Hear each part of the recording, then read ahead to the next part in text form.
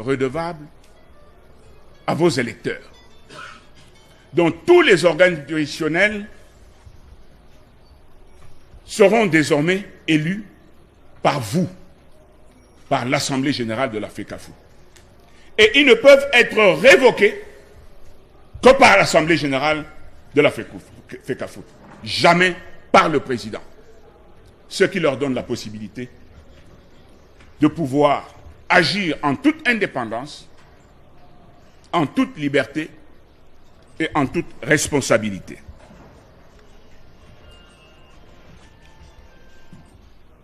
Nous sommes surtout extrêmement fiers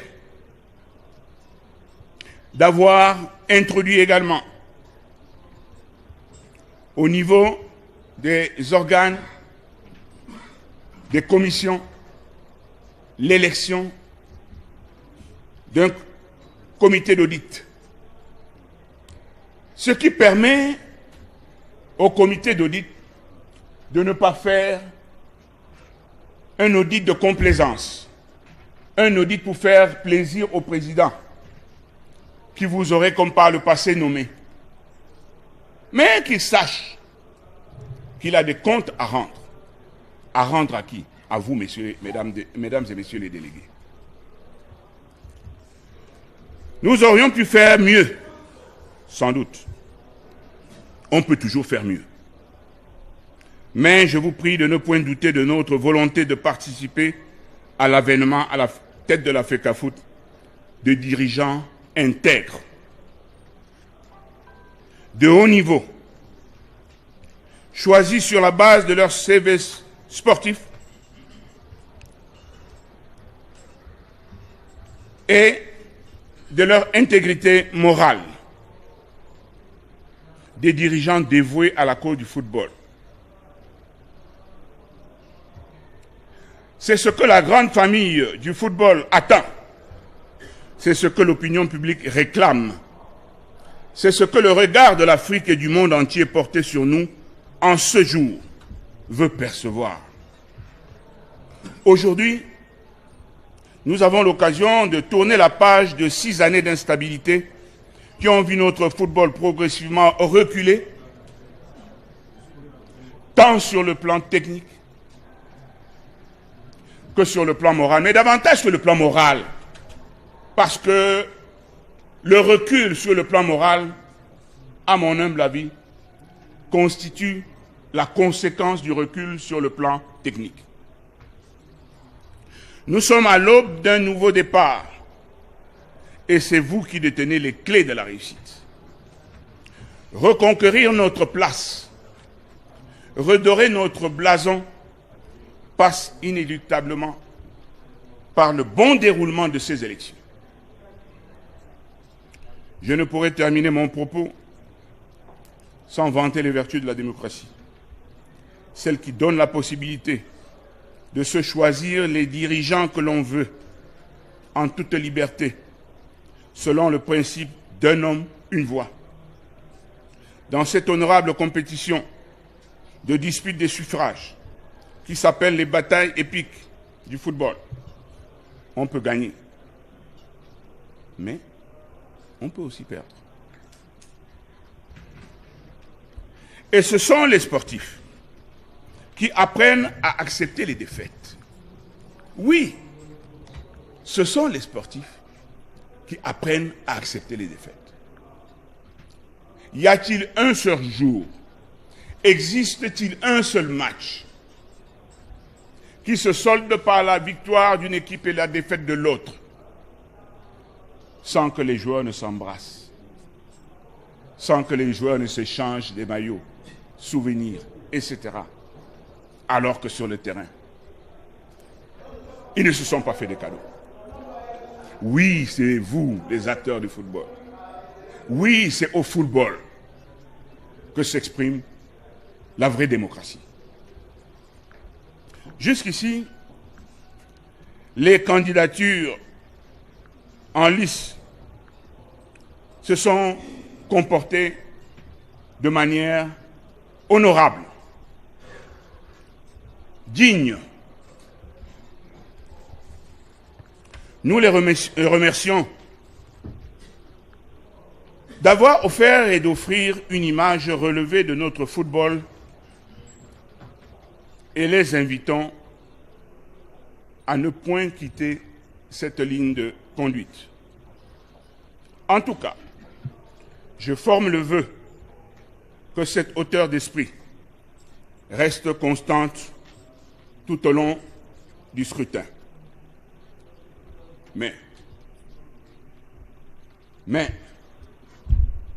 comme il peut arriver que tout ne soit pas parfait, comme il peut arriver qu'il y ait des écarts de comportement, il ne serait pas juste ni honnête de notre part de ne pas rappeler que le comité de normalisation a également maintenu et renforcé les pouvoirs de la commission d'éthique. Une commission qui n'est pas faite pour décorer la fédération. Une commission qui est faite, et personnellement je les y invite, pour servir et sévir. Une commission qui est faite davantage en ce début de virement pour sévir avec rigueur. Parce que je pense pour ma part que c'est à ces prix que nous pourrons redresser la Fédération camerounaise de football, dont je disais tantôt qui a subi quelques problèmes sur le plan moral et qui, grâce à vous, est en train de reprendre sa place. Je voudrais, à cet égard, dire avec honnêteté et conviction, comme vous le savez, il y a longtemps que j'ai abandonné la politique. C'est la raison pour laquelle ce que je dis, je le dis avec conviction. Je voudrais inviter les acteurs de football, tous les acteurs de football, à suivre l'exemple de notre chef de l'État, le président de la République, Paul Biya. Il y a quelques jours, la CAF prenait une décision.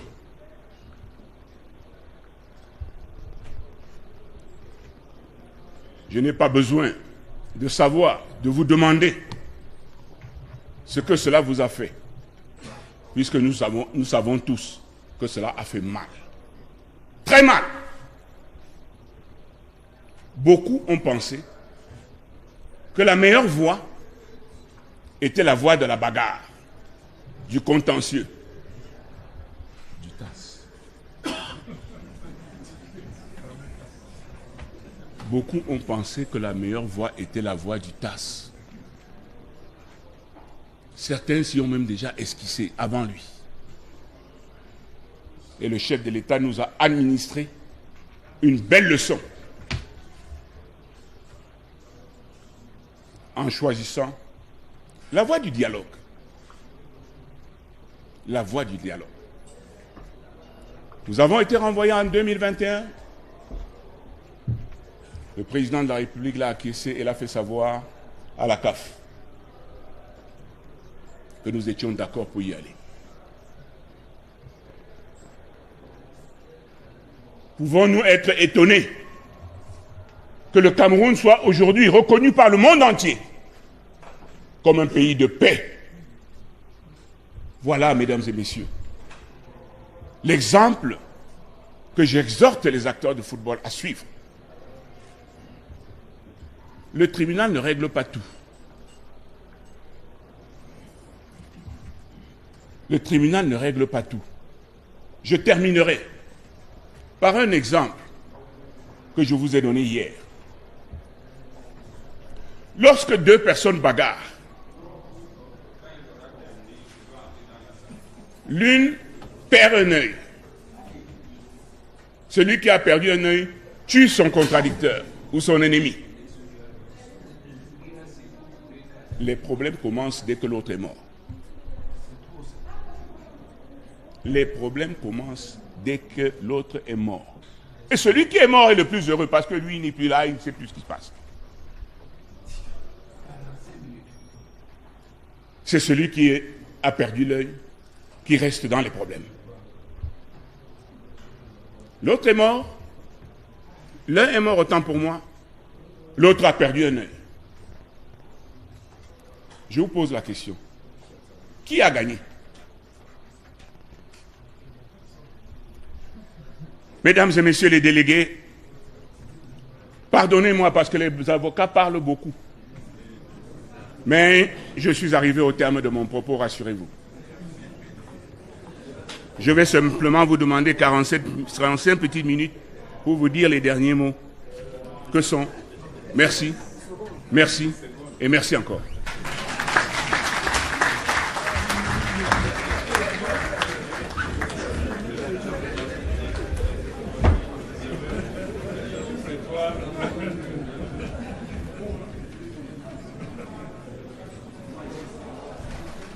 Donc, c'est avec les mots du président du comité de normalisation que se referme cette phase protocolaire. Donc, pour la suite des travaux, nous allons prier les journalistes, les médias de quitter la salle. En fait, nous devrons rester dans la salle que les délégués, les membres du secrétariat technique, les membres du secrétariat administratif. Les autres devront quitter la salle pour permettre un bon déroulement de la phase technique. Même la retransmission de la CRTV va s'interrompre le temps que la phase technique se déroule. Peut-être éventuellement devrons-nous reprendre cette retransmission en direct lors du dépouillement de l'élection du président du comité exécutif. Donc, je prie,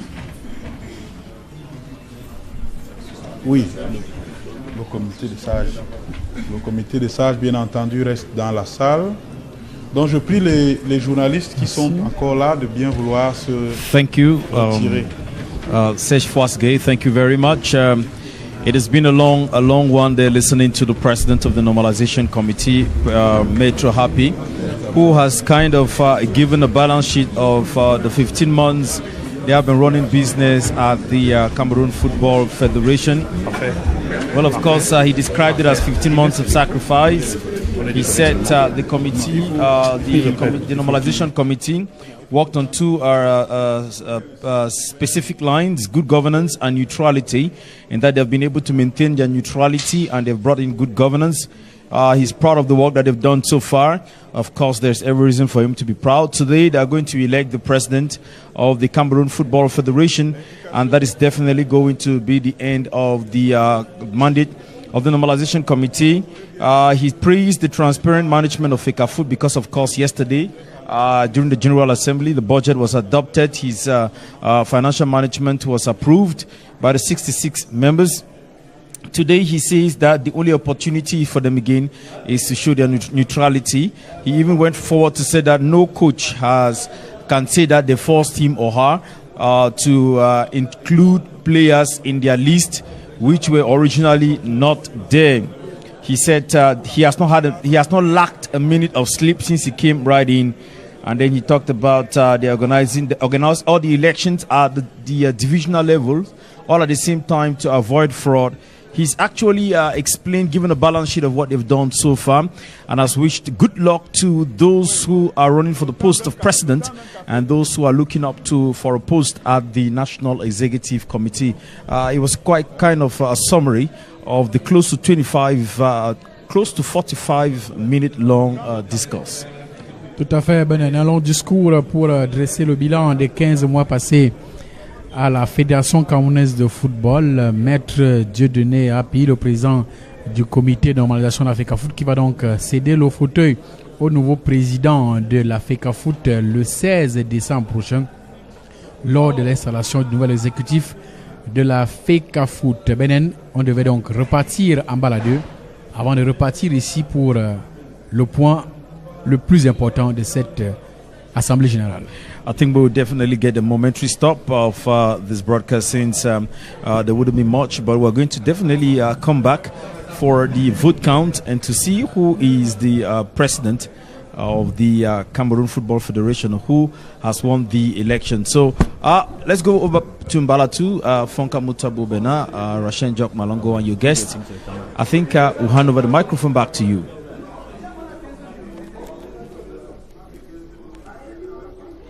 Thank you very much, Bankomo. Thank you, Beneng Bumagana. Thank you, Serge Fouasgue, for your professional stewardship throughout the first part of this official. Happy, the president of the Normalization Committee has spent close to 45 minutes pointing out the achievements and perspectives of the Cameroon Football Federation, reminding the delegates of their task, of their responsibility as they vote any moment from now. So those delegates will meet behind closed doors in a moment, and the voting will take place proper behind closed doors, and we will be allowed in to show you just how the vote counting takes place. Rachel?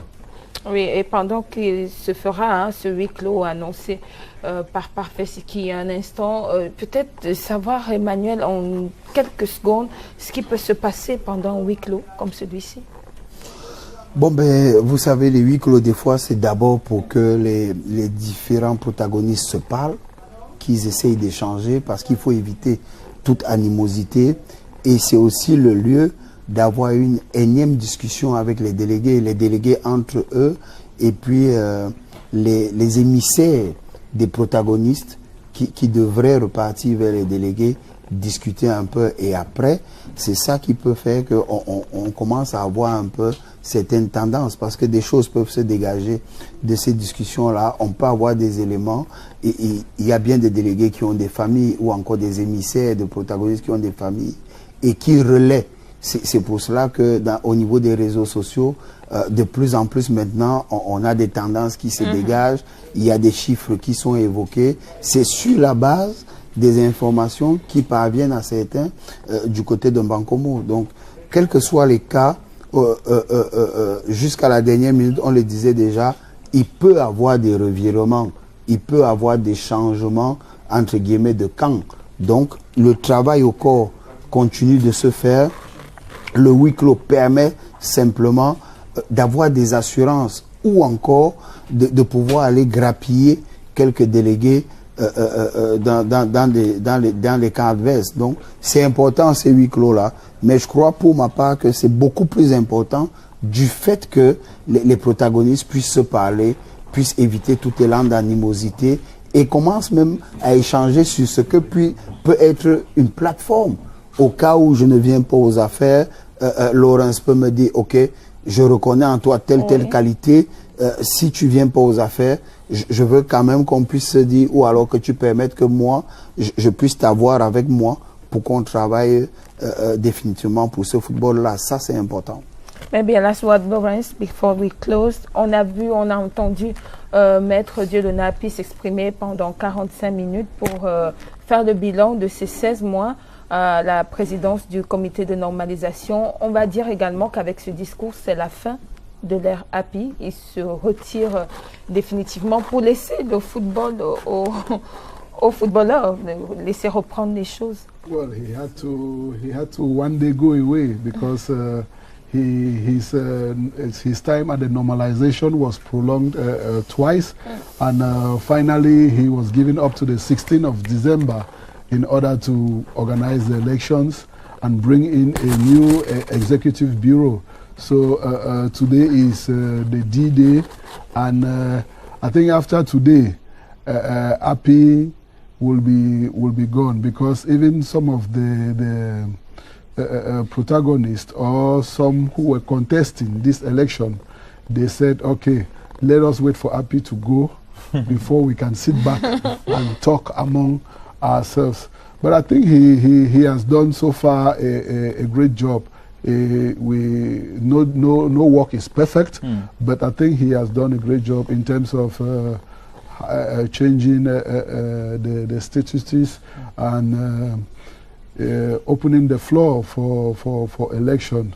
It's true that some candidates accuse him of being in favor of another, but I think globally he was set to normalize the FA and has finally normalized, according to him, has finally normalized the federation. So now we are waiting for the strategic step, which is the election proper that is going to take place very soon. And I think in under a few hours, Maitre Api will be history, and we will start a new page of Cameroon football with a new executive bureau. Well, thank you very much, Lawrence Nkede. Il y a toujours comme un brin de nostalgie quand la commission de normalisation arrive à la fin de son chemin. On a eu l'impression avec Corona, maintenant avec Maître Api. Oui, parce que vous vous accommodez à un fonctionnement, vous vous accommodez à des gens, et après c'est toujours difficile, hein. Quels que soient les cas, la séparation est toujours difficile. Des fois aussi, il advienne que vous posiez la question de savoir est-ce que finalement j'ai fait ce qu'il y avait à faire, est-ce qu'il n'y avait pas mieux à faire, mais on se dit toujours, Laurence l'évoquait tout à l'heure, le fait de ce qu'on ne peut pas être dans la perfection, on se dit toujours que, quels que soient les cas, on a apporté quelque chose, et on espère simplement que ceux qui viendront essayeront de parfaire ce qu'on aura apporté et d'apporter aussi une espèce de valeur ajoutée à ce qu'on aura laissé comme héritage. Maintenant, sur le fait de remplir, ça va renvoyer au cahier des charges quand il arrivait. Or, l'important, l'élément le plus important du cahier des charges était cette assemblée générale élective. À partir de ce moment-là, on dira qu'il aura fait exactement ce qu'on lui aura demandé, parce que c'était ça le point de chute, c'était ça le point focal. Maintenant, sur le reste, il y a bien des choses à redire, mais on se dit simplement, ok, appuyons-nous sur le point focal et espérons maintenant qu'après, il peut avoir une assise de ceux-là qu'on appelle les acteurs du football, et se dire simplement que au-delà de ce qu'on peut reprocher à une certaine administration, il est important pour nous d'y apporter quelques améliorations et se dire qu'aujourd'hui, peut-être on est fatigué d'être dans un éternel recommencement, et ensemble réfléchissons sur les améliorations et sur l'orientation qu'on devrait définitivement donner à notre football. Pour cela, il faudrait aussi que les uns et les autres aient un esprit ouvert. Well, Rachel, time will give us the opportunity to judge the legacy, or if you care, the achievement of this normalization commission at FECAFOOT. We will all watch and see how these elections unfold, and also, like I said at the beginning of this program, look at the weeks and the months ahead, see if there are no appeals, no contestations, and if we can move on from there. Maybe we shall welcome International Affairs Specialist Charles Ebune with some breaking news.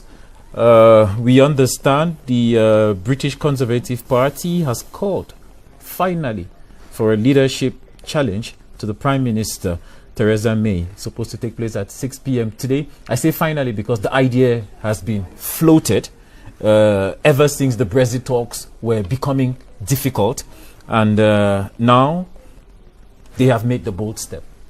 Absolutely. The 1922 committee of the British governing coalition, especially the Conservative Party, has finally taken the decision like you just indicated, because it is something which has been floated like you just said. So between 6 p.m. and 8 p.m. today, there will be a leadership challenge by the party that brought her to power.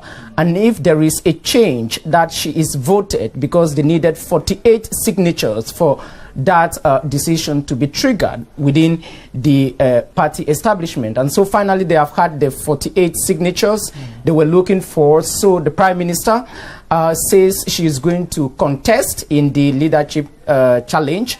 And so between 6 p.m. and 8 p.m. they will be voting today. By 9 p.m. Cameroon time, if the Prime Minister has been defeated in the leadership challenge, that simply means that we will be having a new prime minister in the UK, if and only if she decides to resign, because it is not a parliamentary vote. This vote takes place, well, like you just said, within her party. Yeah, sure. And once it is done within her party, they can now bring this to Parliament to say they have changed more or less their leader. They don't need to come to Parliament. It's more of a family business, a political family business in the UK. The moment the party says, you are not our president, they choose a new party leader. The new party leader automatically becomes the head of the government which was in power. So necessarily they don't need a parliamentary vote, except Theresa May says that it was a party decision. Let's go to Parliament, because she is heading a coalition government to see if other coalition partners, such as the Northern Ireland Unionists, such as the Scottish National Party, if all of them are going to back her, it will be practically very difficult for a party in government to reject a candidate, and that person remains as Prime Minister or President of the Republic. We all imagine that things kind of sped up after Theresa May pulled out that vote. We all imagine that things kind of sped up after Theresa May pulled out that vote from the Brexit vote that was supposed to take place at the Parliament. What does this mean for the Brexit process? Well, what this simply means is that we are heading into a more difficult and complicated process, because the Brexiters believe that the deal which has been negotiated by the Prime Minister is simply not sufficient to defend the interests of the British people, because of the backstore, something which is going to divide the country completely, or if you like, create an independent Scotland, create an independent Northern Ireland, and then the United Kingdom will no longer exist, because they believe that they need to leave the European Union completely. Second, if the Prime Minister is changed, that simply means that the whole process will start from square zero. So there are just two options left now. Either we leave the European Union without a deal, means Article 50 not triggered, in which the UK is expected to inject into the European Union 50 billion euros, that should be roughly 39 billion pounds, to say, okay, this is the divorce package. Or we move to a second referendum to say that, look, this process is not an easy issue. We have been living with the European Union for 40 years. The life of our footballers is at stake. The pound is falling because of political instability. It used to be a product of the IMF and Reuters fellowship programs. And you know so well in economic terms that the markets don't like political instability, because they will move down. So basically that is what will be happening. Who are the names of those who could replace Theresa May if she is replaced?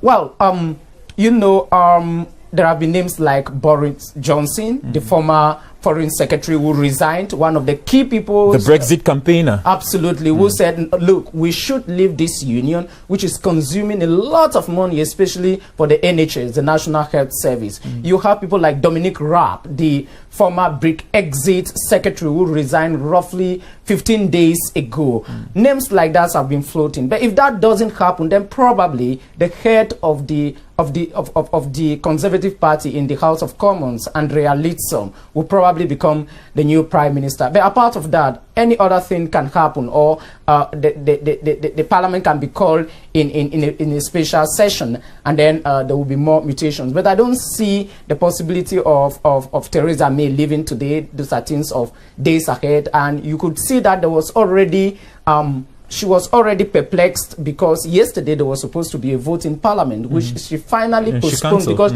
she sensed that she saw the figures were not in her favor. The figures were not in her favor. This is what the Bible says, that the Lord giveth and the Lord taketh. In political science, it simply is the way that Brexit brought Theresa May into office, and Brexit is taking her out of the office roughly 18 months after. Well, thank you very much, Charles Ebune, for updating us on these breaking news story. We will definitely be following that in the course of the day. Absolutely. And informing our viewers here on CRTV News on the outcome of the Fecafoot elections, as well as the leadership challenge in the United Kingdom. Stay on CRTV. On your set. Yeah, definitely.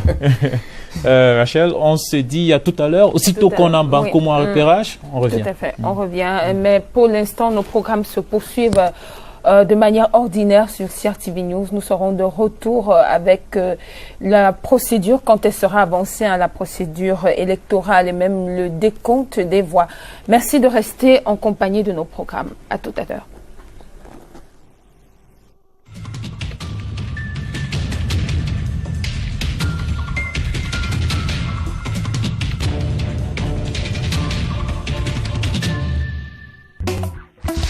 As from January 1, 2019, CRTV News moves to its permanent channel, 306, Another edition of Twilight. on Canal Sat. Parlons de la Tabaski après. Le séquence de Brance film CRTV News, nothing but the news.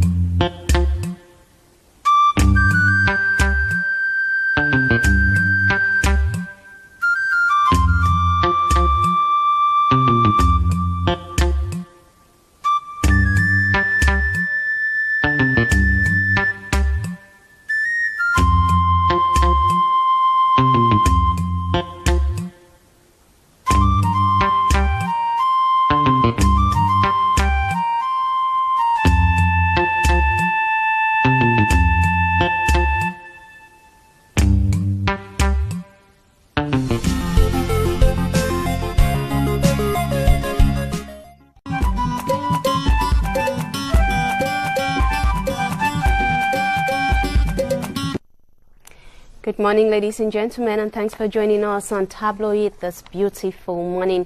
This morning, the papers have so much to say. I see they're making a buzz, but others say they're bringing us information and keeping us knowledgeable. This morning, we begin straight away with Mutation newspaper.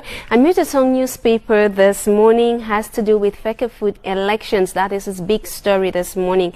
And in relation to what the paper says, it presents the 7 candidates and their prospective mandates. That's something you want to read in Mutation newspaper this morning. Find the big story on pages 13, 14 and 15. We leave those pages to go straight away to page 9 to come back to page 9 of the paper, and on its page 9 the paper reports that SDF promises to manifest thanks to the CAN withdrawal by CAF.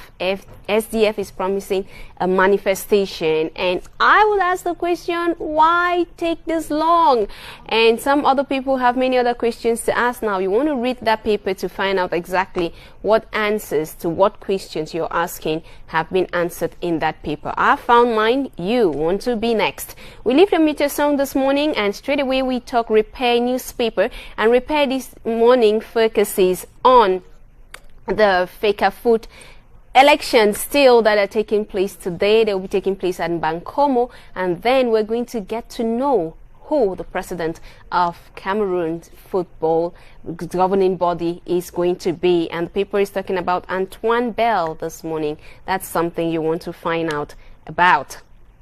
We leave Repair this morning and go to Independent newspaper. Besides all the juicy stories that the paper has to offer you this morning, the paper talks about AFCON withdrawal still, and this time around it accuses the task force, saying that in what it refers to as the greatest financial scandal Cameroon has had since independence, and it equally talks about the various secrets that are being unraveled since then and in that paper. We leave Independence newspaper this morning. Straight away we take you up north and we focus on Heure des Sahel. Heure des Sahel newspaper this morning is reporting, amongst other things, the fact that there have been there's been some level of public disorder in the Adamawa region. Insecurity is rocking that part of the country, and the paper proposes Colonel Bobo Osmanu's proposal in order for the forces of law and order up there to better handle the situation. Find that story on pages 6 and 7. I take you straight away to page 4, and page 4 carries a story that reads only 42% of children in the Adamawa region have birth certificates. That's in the extreme northern part of Cameroon. Just 42% of children there have birth certificates. Straight up, we take you to Talk L'Economie newspaper this morning, and L'Economie focuses on the heights of prices of interurban transportation in the northwest and southwest regions of the country. Remember, I tell you, when we talk the economy, we're always going to bring you something that concerns you directly. Now, we end our press review this morning with Cameroon Tribune. Cameroon Tribune is talking so much about so many things, and among their big stories, it focuses on the 2,000 lecturers to be recruited between 2019 and 2021, saying modalities have already been put in place by the Prime Minister and Head of Government, Philemon Yang. The paper equally talks about the water project that is going to help 20 communities in Cameroon. This is in a partnership deal that has been signed between the Ministry of Energy and Water Resources and an Indian company for Cameroon. Then, ladies and gentlemen, we end on the sad note. The sad note that reads, Zaveri Ngazua passes on.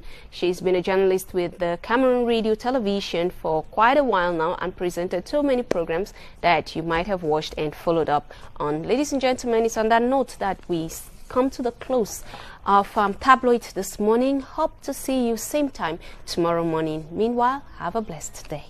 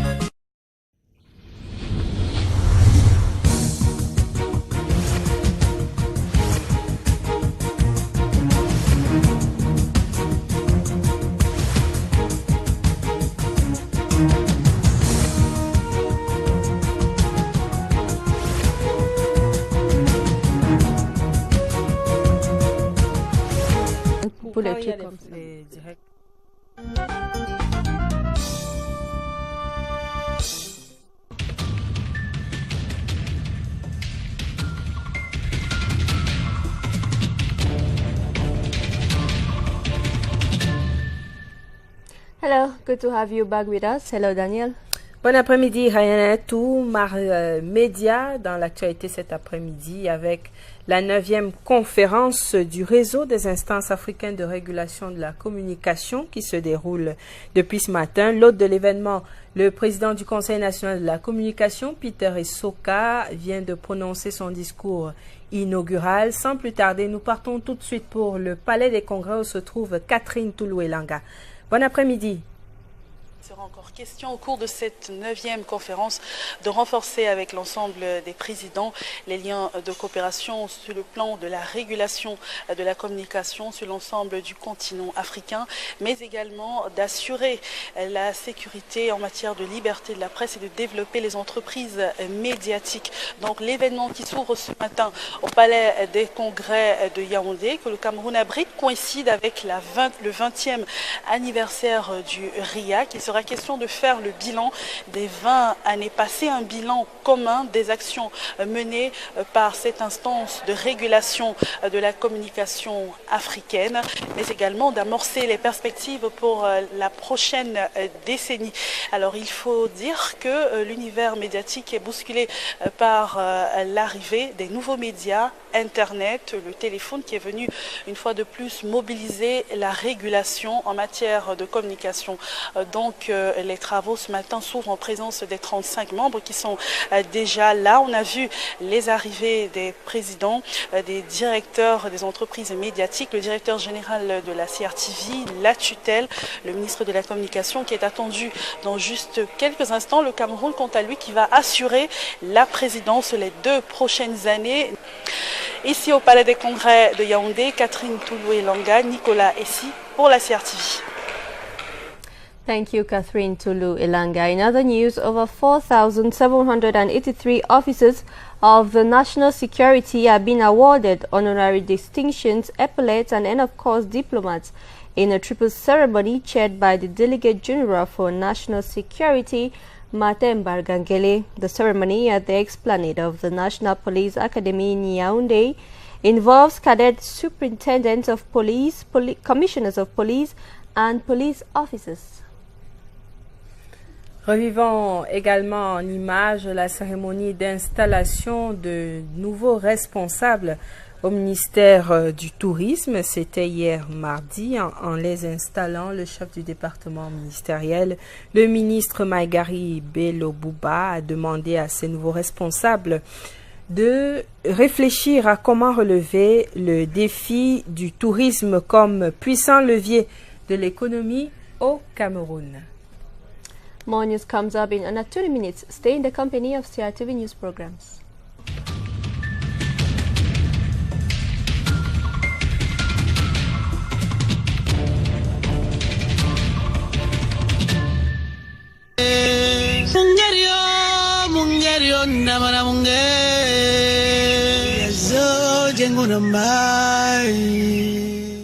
Mesdames et messieurs, bonjour et bienvenue sur la CRTV. Nous sommes à Douala, capitale économique du Cameroun, où se célèbre désormais l'événement Ngondo Sawa, que vous connaissez tous. Mesdames et messieurs, nous vous ferons vivre le Ngondo comme si vous y étiez, à travers des reportages, à travers des vox pop, des avis qui sont très curieux, mais que vous apprécierez certainement. Mesdames et messieurs, pour sceller ce rendez-vous, qui sera désormais régulier, nous vous proposons de suivre l'histoire du Ngondo. À quoi ça renvoie, comment le Ngondo est né. C'est un reportage de Eleonore Besson. Motomom Boapo, One People, One Nation. This is the theme of the 2018 Ngondo Festival. Ngondo, that dates as far back as the era of Portuguese colonialism in Cameroon, is a cultural patrimony of the Sawa people. This multicellular institution started off as a general assembly of the Sawa people that was based on their mythical beliefs and traditions. Ngondo has been suspended, banned by Europeans many times. This institution experienced a change of appellation in consonance with different historical happenings in Douala land. It was first called the General Assembly, then later Ngondo. In 1830, it moved from a traditional Supreme Court to a political institution following the King Bell saga.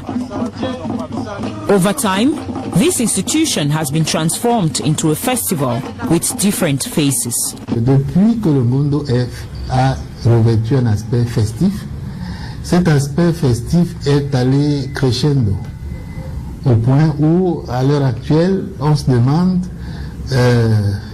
si l'aspect fondamental, mystico-religieux et traditionnel a encore sa place.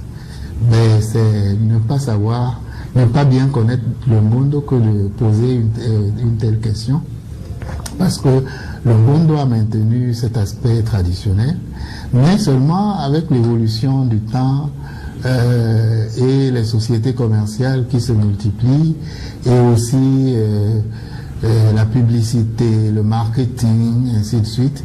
Le côté bling-bling est en train effectivement de prendre beaucoup d'ampleur. Prior to 1949, the Ngondo Traditional Assembly suffered many setbacks. However, recent years have proven better. Le Ngondo actuellement concerne tous les habitants de la ville de Douala, toutes les communautés qui vivent dans la ville de Douala. Je crois qu'il n'y a pas meilleure expression pour exprimer le vivre ensemble.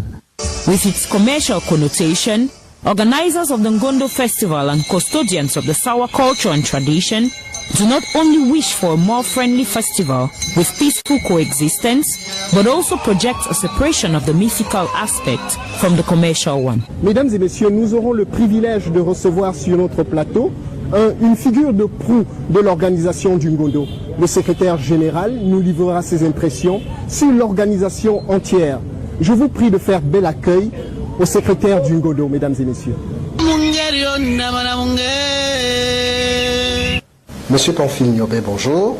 Bonjour, monsieur Saka. Merci de recevoir la CRTV. C'est un véritable privilège de bénéficier de votre temps, qu'on sait précieux compte tenu des circonstances. C'est un honneur pour moi aussi. Vous êtes secrétaire général du Ngondo. Dites-nous, dans l'organisation structurelle du Ngondo, monsieur Pamphile, le président et le secrétaire général sont-ils élus ou désignés? La structure du Ngondo comprend effectivement la présidence, qui est tournante dans les 6 cantons du Vouri, parce que le siège du Ngondo est à Douala.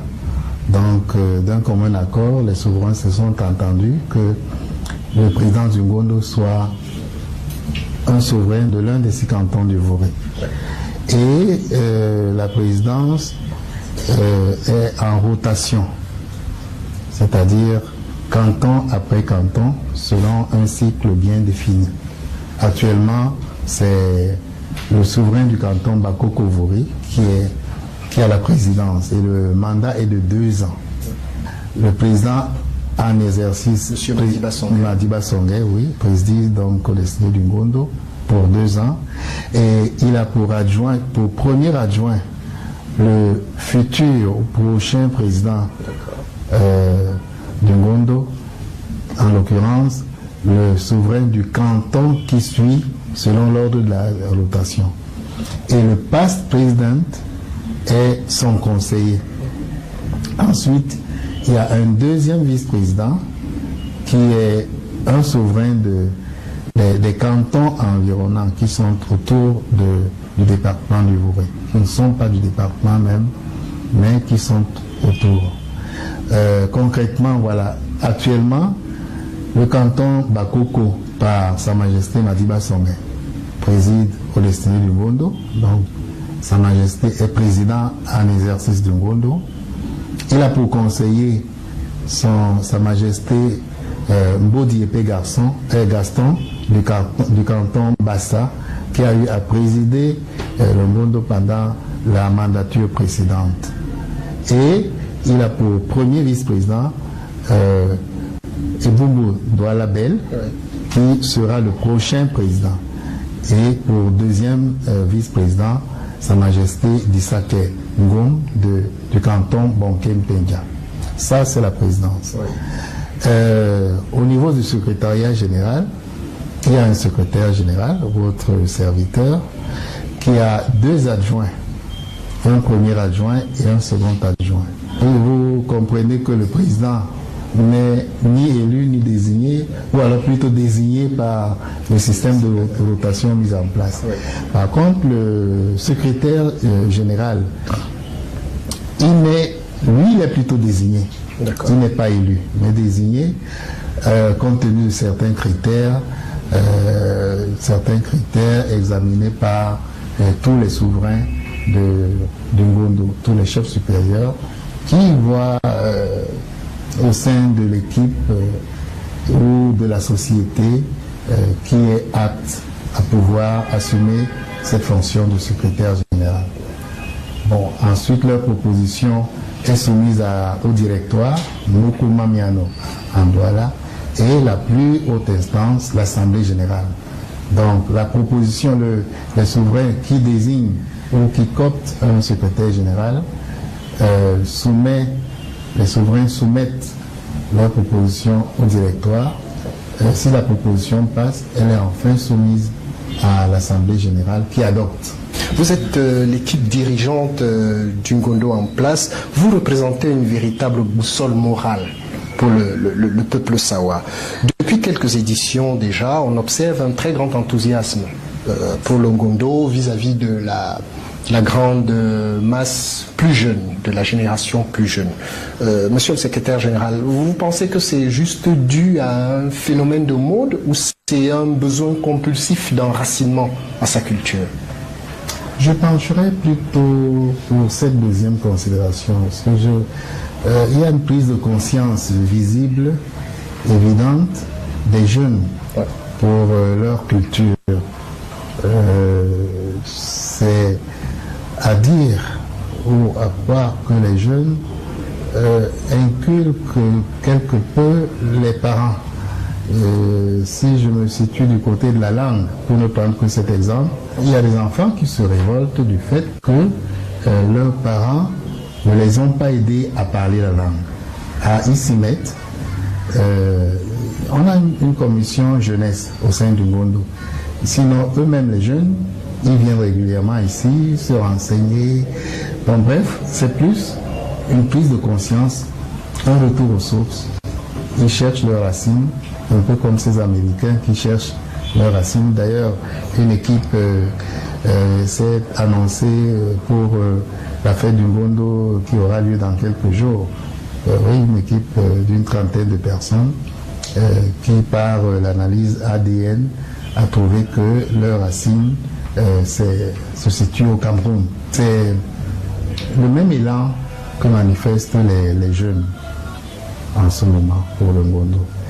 Et aussi, pas seulement pour les Sawa, mais même ceux qui sont à Douala, qui habitent la ville, qui manifestent un intérêt certain pour ce Ngondo dont pour certains ils n'ont entendu parler que jusque-là, mais qui veulent vivre ce que c'est véritablement. La participation à ce grand rassemblement a fédéré plusieurs autres cultures, nous avons pu l'observer. Et un slogan Motomo Mboapo, à quoi ça renvoie profondément? Motomo Mboapo, c'est le thème du Ngondo 2018, parce qu'il faut dire que chaque édition a un thème.